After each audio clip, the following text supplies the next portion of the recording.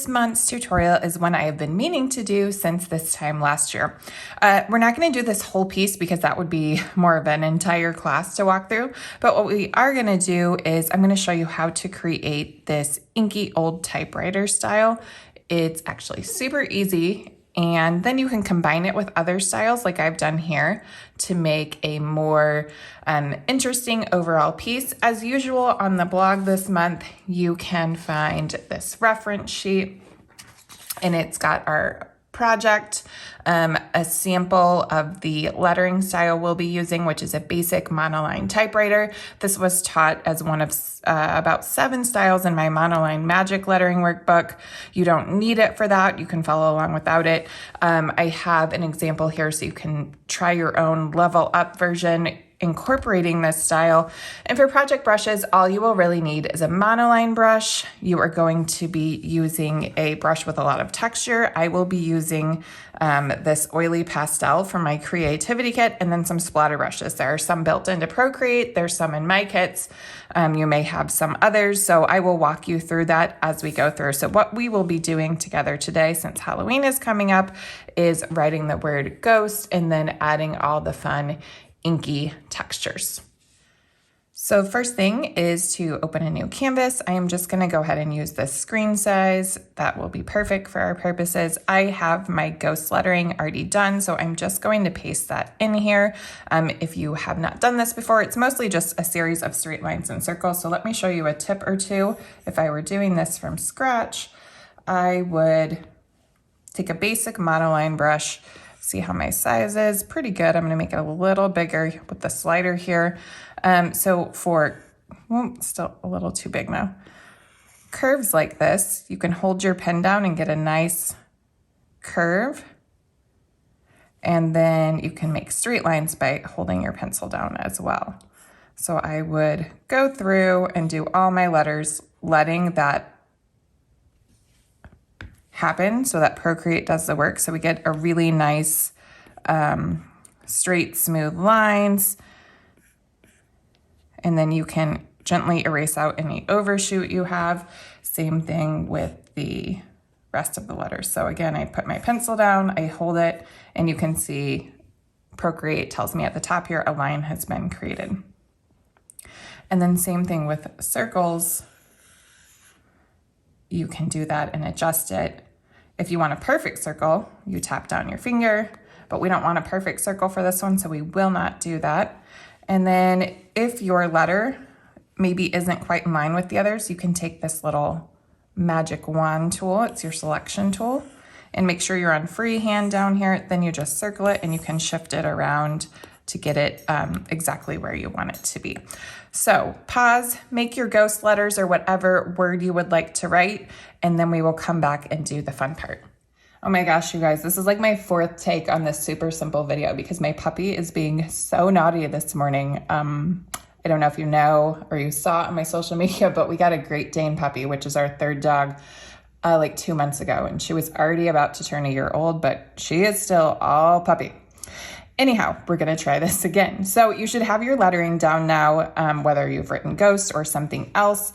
If you've seen my videos, you know I like to name my layers to keep them organized. So all I've done is tap rename and then typed in ghost. Sometimes I just put lettering.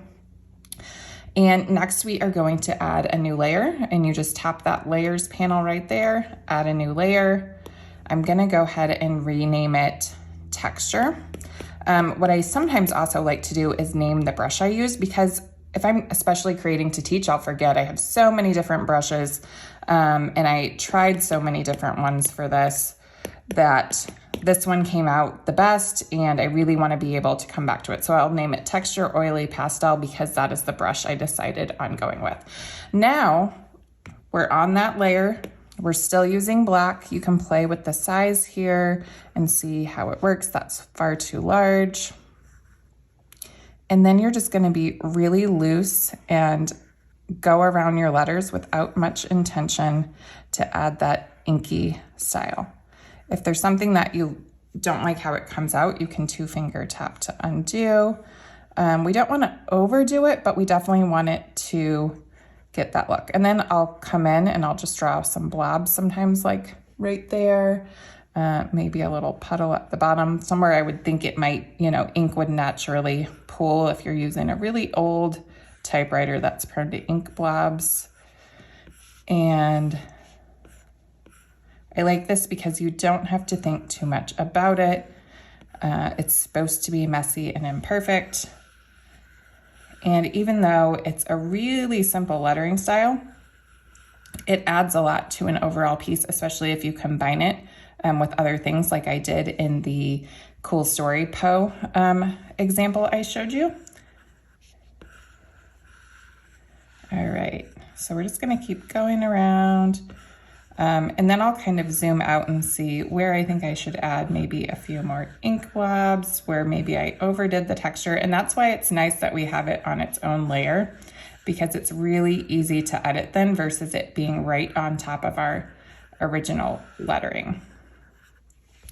All right, and so now I'll zoom out and see, oh, I really want some more inky blobs in a few places. So maybe I'll put a big blob there. Again, I am not at all being too intentional here. Not right there.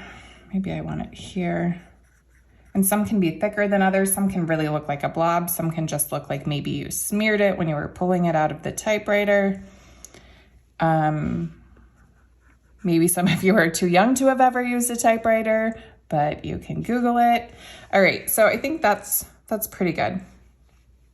And you can always come back and edit it later, especially if you add it to a larger overall piece.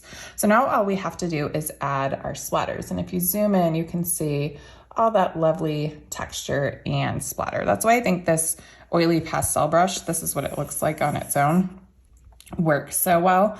I thought this rough edges brush would work, but it was almost too, even though it's textured, it didn't give me that streaky, inky look I wanted. I went through so many brushes, and I honestly might have told you that in the last video, but I can't remember because of the darn dog and deleting out videos. So I apologize if I repeated myself, but anyhow, you can play with brushes and see what you like best. The oily pastel was indeed my favorite, and on your reference sheet that is listed which of my brush sets that's from. Okay, so last thing, we're gonna add one more new layer, and we're gonna rename that Splatters. So I tend to mostly only use my own brushes. However, I played around so I would have some options for you in case you don't have my brush sets. And this built into the Procreate brush library down here in spray paints, Splatter and Flicks worked pretty well as a backup. I used from my super old creative lettering kit, these splatters worked really well. So Splatter 1 and Splatter 2. And that brush kit is just $5 in my shop, but I'm gonna update it soon. And anybody who's already bought it will get the update as well. But if you wanna grab it, well, it's just $5 still. And you can do that in my shop. I will leave a link in the video caption as well. So I use those two, and then I also use some for my watercolor kit because the subtle splatter adds a nice little gray element. And now a typewriter wouldn't have quite this much ink splatter, but especially if you're using this in a Halloween piece, I liked the kind of eerie effect it gives. So just kind of play with that. You want to think about balance and the rule of threes. And again, we don't want to overdo it, but having it on its own layer makes it easy to go back and edit. If I say, oh, maybe I wanted that splatter to be higher and this one to be lower, you can also use your wand tool and kind of move them around, change the angle, or you can use your eraser tool and completely erase some things out and move them if you want to. See how I did down, up, down? That kind of helps balance the piece. And the rule of threes, or the rule of odds, visually is what tends to look best in your overall piece. So that is it for this month. And again, if you want to, you can incorporate that into a larger overall piece. And for a Halloween piece, I liked things like adding the keyhole or adding the X's or the little, I don't know if they want to be ravens or crows, but they make that spooky feel. Since I was doing Poe, I was thinking raven, of course, because of the poem that goes with. So I hope you have fun with this month's tutorial. You can make some fun Halloween themed lettering pieces, and you don't even have to mix it with other lettering styles. You could use it just on its own and it makes a really fun piece as well. I have one. I'll see if I can find it and I'll come back and show you that real quick. I'm not sure if it's saved on my iPad or not, but if not, tag me on Instagram at @ByDawnNicole, and I will see you for my next tutorial, hopefully next month. I find that other piece, but I did want to talk to you about one other thing. So this is a piece I sketched last year because I love these song lyrics, and it incorporates the word go. So I was just going to show you that you could come up with a design like this that's not even necessarily typewriter and use that on the whole piece. The other thing I was going to tell you about is, I'm going to open a new canvas here. I just started using a screen protector on my iPad. I've always been a person who didn't like having one because I felt like it made my pencils stick to my screen. I just didn't like the way it feels. And then I finally tried the Paperlike one that everyone loves so much. And I have to admit, I love it. It really does feel like writing on paper, and it just makes the loveliest sound. Can you hear that? How it sounds actually like you are, let me see if I can find a pencil brush.